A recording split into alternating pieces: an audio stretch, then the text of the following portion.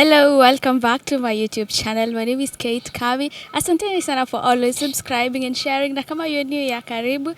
And if you've been always hapa, asanteni, endeleeni kuzidi kukaa na leo. We've got this person, this man has been trending for a couple of times.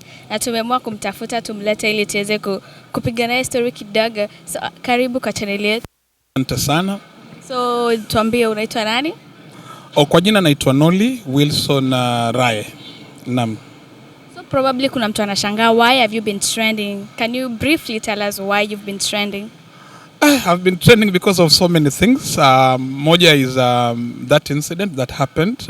Apparently an event that was happening here. Na in the process of just wanting to clarify some things kwa hao wateja wetu wa hiyo siku. It happened that tulikuwa captured kwa I'd say one of the local TV producers, I think, captured it. And then I sent it on air. So even ndio kakakua. So what was your first reaction after uliona that you were going viral? Obviously, it was shocking. I didn't expect that things can be that fast. And imekuwa that fast up to now because that imekuwa ngumu for me even to move around because it happened that I think this weekend ndio somebody stopped me along Meru Street ati nakujua na kufananisha because of that clip. So kidogo it has changed my mobility. So inabidi kidogo ku lay low kidogo na just minding my own business. Yes. So unasema tu something happened wakako capture. So what is really that, nini ilifanyika hiyo siku? As in time, because the usage of we have an auditorium hapa kwa theater. The usage ya ile auditorium ni based on a specific agreed time. And on that day it happened that walienda beyond their time. Na pia there was another client that wanted to use the space to set up for an event that was coming the following day.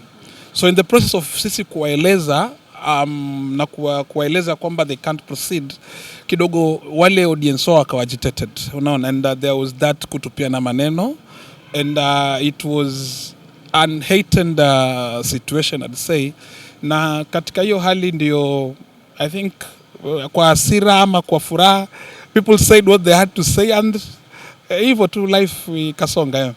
Allegedly wale ambao walikuwa na event hiyo siku wanasema makosa was on your side. Yes. Mlikuwa na agreement that they were supposed to do it past midnight, but wakati kafika katikati ya usiku mkaanza kuwageukia.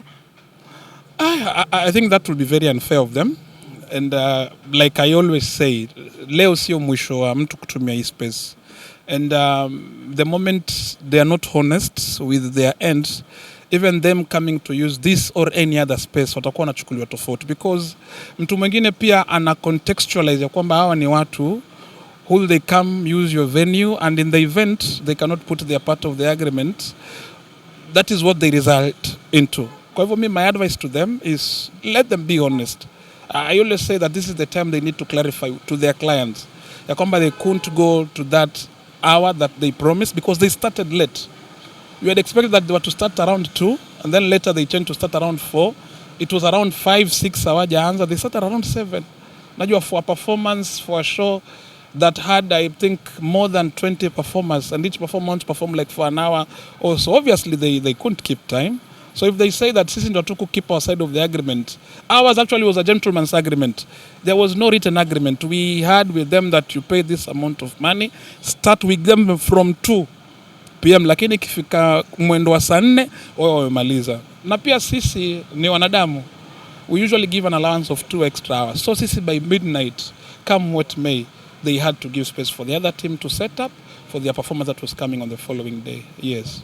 So after the video went viral, have you probably reached out to the person who posted it, and what has been their feedback to you? I've not reached out to them, but I think I saw there are different companies that posted that video, and there are individual people that took the video from all those companies that I don't want to mention. Najua. But they've reached to me through their proxies that they want to come and apologize. They want to come and we speak things out. But for me, by the way, hata sasa sina issue. it has reached a point in time where nimesema it has spread, people have seen it, people have heard it, even we can't justify anything. Now it's up to them to just speak their mind and to speak the truth, because naona mmoja, one of them has laid claim to the clip, because mimi nilisema sina issue nayo, unaona, but sasa yeye anasema naambia watu wasitumie hiyo clip, watu waongee naye kwanza. Hiyo ni upuzi. Hiyo ni upuzi wa kimataifa. Kwanza hata asifikirie kitu kama hiyo. Then of course there's somebody who was trying to do some artworks and of course wanting to sell, and I just told him out kwamba hiyo kama ako na njaa sana tafute kazi ya kufanya, asitumie asidandie watu kwa manufaa yake mwenyewe kibinafsi. So they've not reached out to me, I've not reached out to them, it's up to them. It's up to their consciousness wenyewe. Wajue what is right and what they need and they're supposed to do. Mindio. With so many people wanting to use your work, so have you probably thought of maybe putting a copyright on it? Wakili amenifuata leo, imagine. So saizi at least I'm somewhere.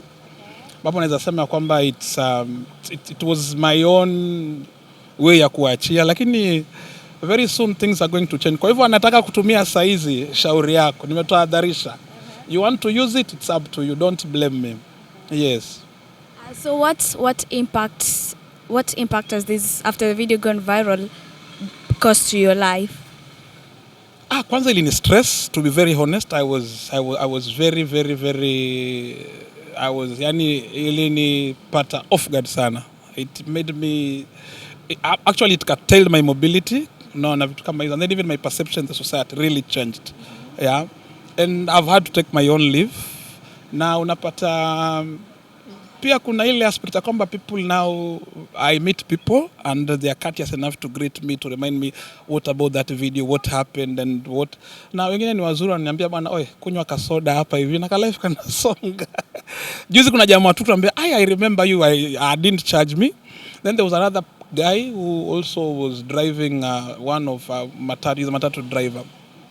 No, it's a tuk-tuk driver actually, and alikuwa anapaka ile ndio imekuwa ni salamu kati yake na mtoto wake. So which means there are those ambao wanaona ile story in a negative way, but there are people and families that wame appreciate ile story. So for me it was either way, for me it was timely. I can't complain.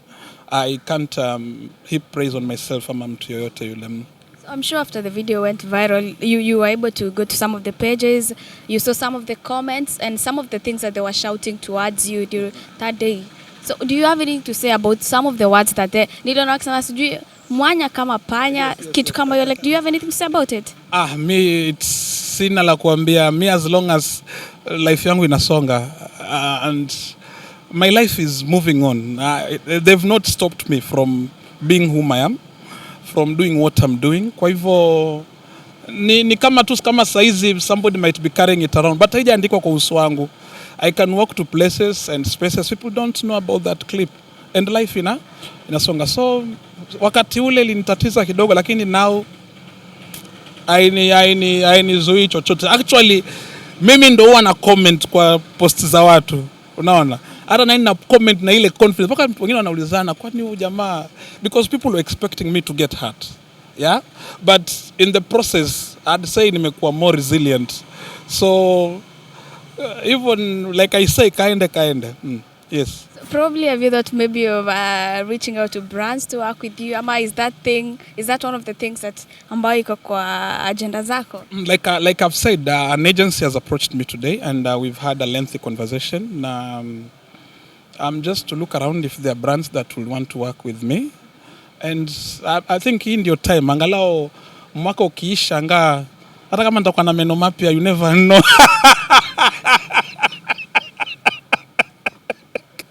You get, if get some improvement to come up here, I think time has come. Initially I didn't want anything to do with it, to be very honest.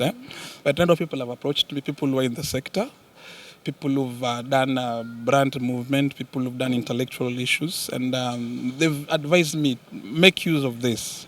And like I say, this is the time. Kwa hivyo mimi saizi ni wale wanaotaka kunini waje wanaongeleshe vizuri. Maana sasa ni mawakili tu wataweza kuandikia mabarua. Na hapo mtajipanga, mtajikuta sell. Mimi sishtaki mtu, wakili wangu atadili na wewe. I really love when you're talking about this whole issue. Probably ingekuwa mtu mwingine and then people attacked you kulingana with the maumbile and everything, they would be so depressed. And currently, depression is one of the things zenye inafanyika. Like, what did you tell somebody mwenye up there, they're scared about what the society will say about them, probably because they are mwili, anything, physical appearance and everything? I've in my career, I've done something in social work that is called behavior change communication. And also in my work, there is what we call cyber safety and security. And I know of cases of people who've been trolled. You know, the actual trolling. Wachana na hii ya mwanya kama pengo. Hii kitu ndogo sana hii. This is very small. People have been trolled seriously. People have been body shamed big time. And I know there are cases of people who've contemplated suicide. Watu wamejitoa uhai because of the online trolling na vitu kama hizo. But mimi niko ngangari boss. Mimi niko vizuri sana. Kwa hivyo ni tu ile resistance na resilience ya mtu. Not that I'm bragging. It's simply because I took time. Even me at the initial point, during the first 2-3 days, it really affected me big time. Lakini saa hizi pakupate paka people want to come in and leverage on that to develop me. It's a step in the right direction. So even those who've been trolled and who've been body shamed virtually, mi usemanga ni mtu ambaye ana udhaifu fulani ndo atakuwa na time ya kubody shame na kutroll mtu virtually. I mean online. Because if you have something important to do in this society, hiyo si kitu ya kwenda ukienda ukifanya. Yes. So what are your final words as we wrap up? Probably somebody is looking at you out there as an inspiration. Na pia kuna walikuwa wanasema vijana tuache jaba. Do you see how this man looks good without the jaba? Mimi nasema kitu it's very like, pima time yako.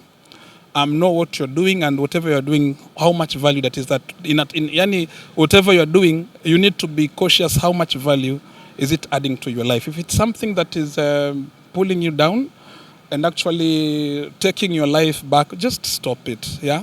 But if you can manage your life in your own things, like us who are into the art, culture and heritage sector, if you are doing that thing and it is pushing you, well and good. For me, that was work of art, which I'm not taking offense about. It was their nature, it was their way of practicing their art, and like I've said, opportunity imetokea saizi. Kwa hivyo hata mimi naambia shukrani sana. Sasa hivi wakitaka kuiachilia waiachilia. Wale walikuwa wameipull down wa-upload upya. And now anybody wants to upload it, wacha wa-upload kaende. Yes. So what's next should we expect from you after Habari? Mambo mazuri sana. Mambo mazuri. People should keep it locked here. Good things are coming. Right now moving into meetings and plans. Tuna products zinakuja vibaya sana. So thank you for your time. And where can people find you on social media? I'm on TikTok, Jarateng. I'm on Facebook. If you just search Noli Rai, you'll find me. Just go to search engine. Any Chrome, tanipata pale. From Facebook, Twitter, Instagram. Social media gani mimi siko? Facebook niko, Twitter niko, Instagram niko, TikTok niko. Hizo ndio the main one ambazo hawezi nikosa. LinkedIn niko. Yes. I'm available. So I'll search to Noli Wilson Rai. Watanipata. So asante kwa muda wako. Thank you so much.